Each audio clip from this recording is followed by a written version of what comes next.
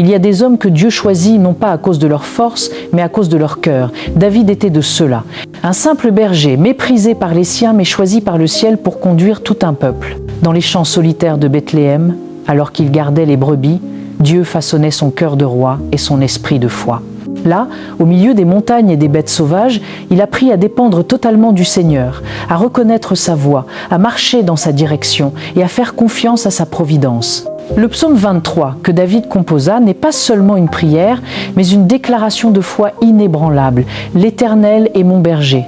Je ne manquerai de rien. » Ces mots sont le reflet d'une âme qui a connu la peur, la trahison, la solitude, mais qui a choisi de garder les yeux fixés sur Dieu.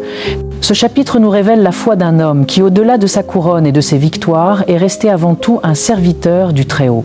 Il nous enseigne que la véritable grandeur ne réside pas dans le trône, mais dans le cœur humble de celui qui laisse Dieu diriger sa vie.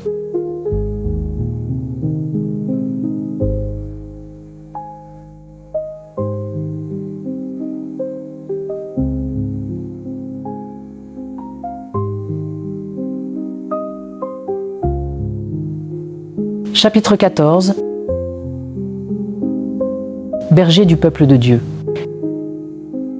Il existe des hommes dont la vie devient un psaume vivant, une mélodie céleste qui traverse les âges. Parmi eux, un nom brille avec une intensité rare, David, le berger devenu roi, le chantre devenu guerrier, le serviteur devenu meneur d'hommes. Son histoire n'est pas celle d'un homme parfait, mais celle d'un homme de foi, d'un homme apprivoisé par Dieu dans le secret des vallées et des pâturages. Dès son jeune âge, David a appris à connaître Dieu dans la solitude des champs, loin des regards, alors qu'il gardait les brebis de son père. C'est là, dans le silence et la simplicité, que son cœur s'est formé à la dépendance.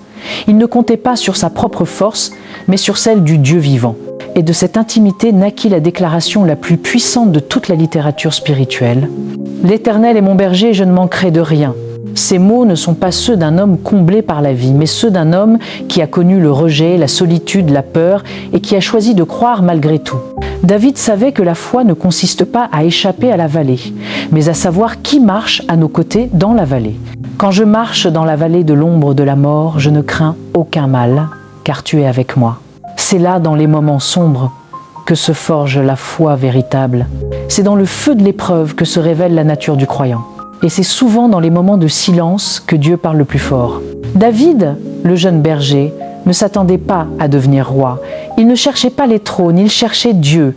Mais Dieu cherche toujours les cœurs qui le cherchent.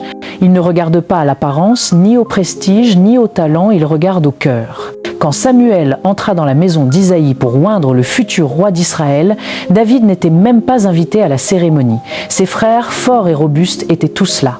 Mais Dieu dit au prophète: « L'homme regarde à ce qui frappe les yeux, mais l'Éternel regarde au cœur. » Et ce cœur battait là, basse, dans le champ, parmi les brebis. C'est ainsi que Dieu choisit ses bergers, parmi ceux qui apprennent à aimer dans le secret, à protéger les faibles, à affronter les lions et les ours sans témoin, à chanter des louanges alors que personne n'écoute. Avant de diriger des hommes, David a appris à diriger des brebis. Avant d'être roi, il a été serviteur. Avant de conquérir Goliath, il a conquis ses peurs.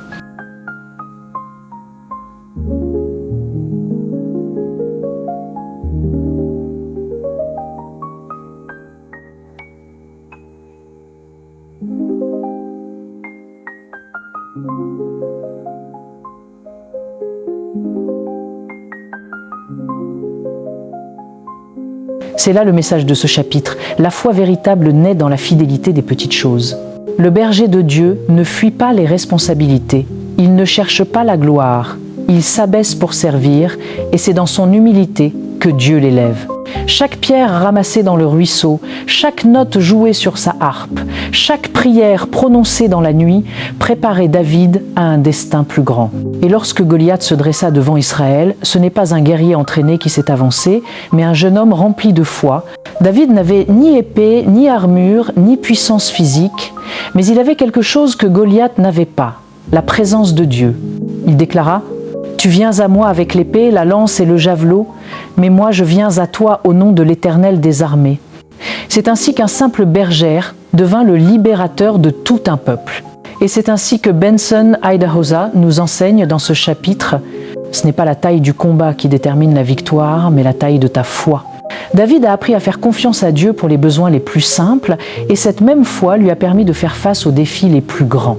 Quand il dit « Il me fait reposer dans de verts pâturages, il restaure mon âme », il ne parle pas seulement de repos physique, mais de cette paix intérieure que seul Dieu donne à ceux qui marchent avec lui.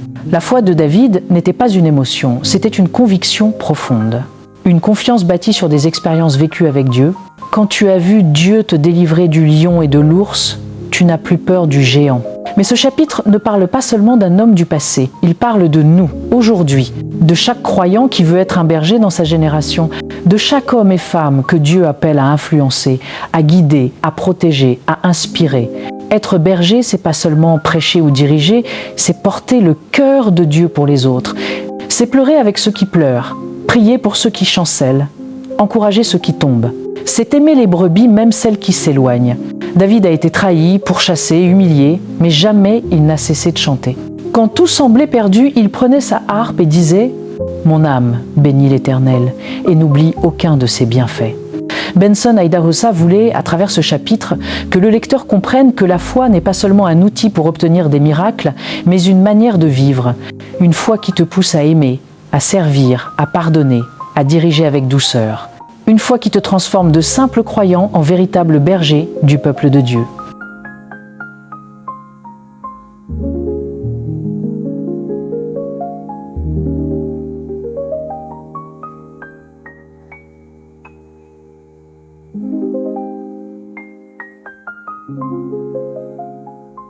Et c'est là que la profondeur de ce chapitre se révèle.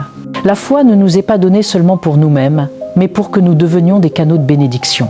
Dieu t'appelle à être le berger de ton foyer, de ton église, de ton quartier, de ta génération.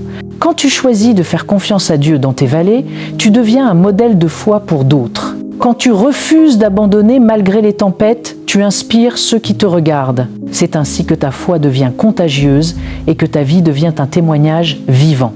Et comme David, tu pourras dire « Certes, le bonheur et la grâce m'accompagneront tous les jours de ma vie et j'habiterai dans la maison de l'Éternel pour toujours. » Cette promesse n'est pas pour hier, elle est pour aujourd'hui. Elle appartient à ceux qui ont choisi de mettre leur confiance dans le bon berger, Jésus-Christ. Quand Benson Idahosa écrivait ces lignes, il voulait rappeler à chaque lecteur que la foi du berger précède la victoire du roi. Avant la couronne, il y a la croix. Avant la reconnaissance, il y a la solitude. Avant la gloire, il y a l'obéissance. Mais pour ceux qui persévèrent, Dieu ouvre toujours une porte. Ceux qui marchent avec lui dans la vallée, il les élève sur la montagne. Ceux qui gardent leur foi au milieu de l'incompréhension, il les rend témoins de sa puissance. Alors aujourd'hui, ce message s'adresse à toi. Ne méprise pas le temps du champ, car c'est là que Dieu te prépare. Ne te plains pas de la vallée, car c'est là qu'il t'apprend à écouter sa voix. Et quand viendra ton Goliath, souviens-toi, le même Dieu qui t'a gardé hier est celui qui te fera triompher aujourd'hui.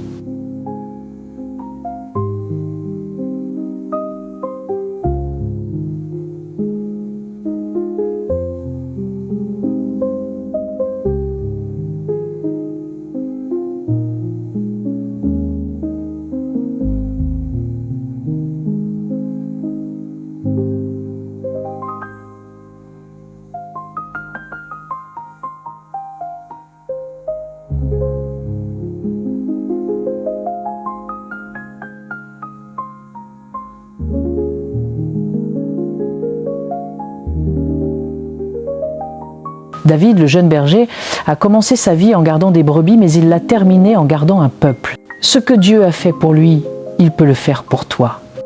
La foi qui l'a conduit des pâturages au palais est la même foi que Dieu met aujourd'hui dans ton cœur. Benson Idahosa nous laisse un héritage puissant. La foi n'est pas un concept religieux, c'est une expérience vivante avec Dieu. Elle ne s'exprime pas seulement dans les miracles, mais dans la constance, la fidélité et la confiance au quotidien. Le véritable berger est celui qui apprend à marcher avec Dieu quand personne ne regarde, à écouter sa voix quand le monde fait du bruit et à rester humble même quand Dieu l'élève.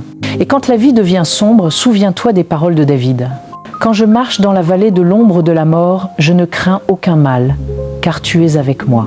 Tu n'es jamais seul. » Celui qui fut le berger de David est aussi ton berger aujourd'hui. Alors marche avec assurance, garde la foi et laisse ta vie devenir un témoignage. Car comme David, tu es appelé à être un berger du peuple de Dieu, un instrument de foi, un témoin de sa gloire et un changeur de monde